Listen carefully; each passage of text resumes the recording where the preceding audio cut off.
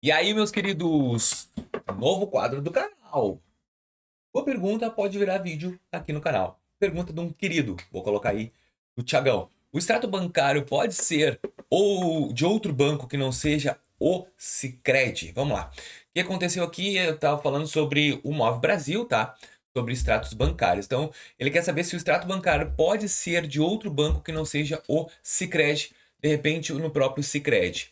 Vamos lá, eu peguei essa pergunta e vou responder como? Extrato bancário como comprovação de renda serve para todos os bancos? Resposta é sim e não. Como assim? Vamos lá.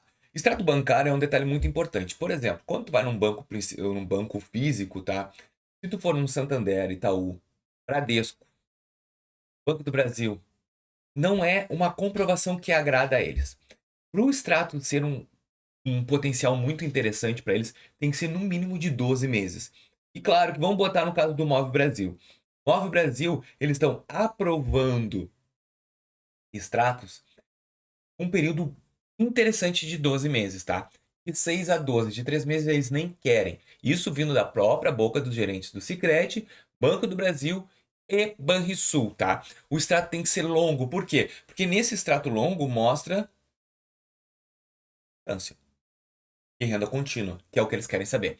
Agora a pergunta é, para quem quer só usar o extrato, é autônomo ou na maioria é autônomo, vamos supor, barbeiro, eletricista, carpinteiro, tudo que tu recebe diariamente. Qual é a dica que eu vou dar? Vai fazer isso num banco digital no começo. Tá? Começa num Nubank, num Mercado Pago. Depois de 6 meses, tu vais abrir a conta em um banco físico. Por exemplo, o banco que eu mais gosto é Santander. Leva os 6 meses de extrato. Provavelmente vai ter uma constância de pagamentos. E através dessa constância de pagamentos, tu vai ter uma média de renda. E essa média vai ser da abertura de conta. Claro que, se tu for negativado, vai ficar mais complexo para ti, porque negativado tem que continuar no digital, porque é muito difícil ter no banco físico para conseguir. Então, assim, ó, comprovante de renda, o melhor sempre é imposto de renda ou Olerite, mas se teu for extratos de conta, o melhor ainda é um banco digital migrar para físico.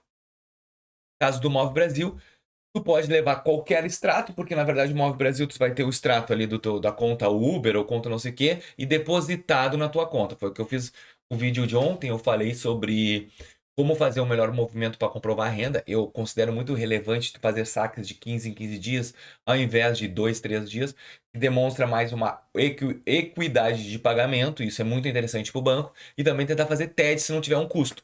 Então, desse jeito, é uma maneira muito mais fácil do banco poder te enxergar e entender como cliente e assim conseguir rendas melhores, tá bom?